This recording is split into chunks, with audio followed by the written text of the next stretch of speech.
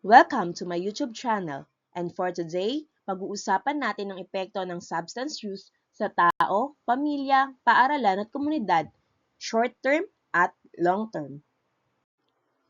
The short-term effects of substance use on the person includes poor decision-making, health risks tulad ng pagsusuka, memory loss, risky behaviors, aksidente at risk ng overdose. Long-term effects naman ay ang addiction, sakit sa atay at puso, mental health problems, memory decline, social isolation at legal consequences.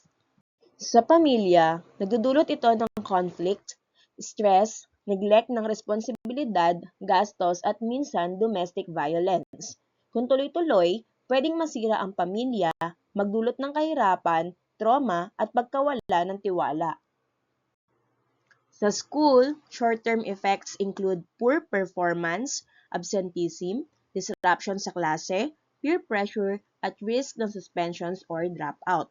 Long-term naman sa school ay ang permanenteng underachievement, involvement sa delinquency, at less chances for future success. Sa community, short-term impact includes public health issues, crimes, stigma, at kawalan ng tiwala sa isa't isa. Ang long-term effect naman nito ay mabigat na gastos sa healthcare, unsafe na paligid, social inequality at stigma na bumabagsak ang imahe ng komunidad.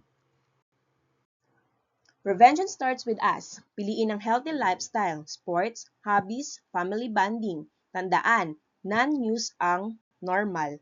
That's all for this lesson. Hope you have learned something. Thank you for watching. Please don't forget to hit like, share, and subscribe. Bye-bye!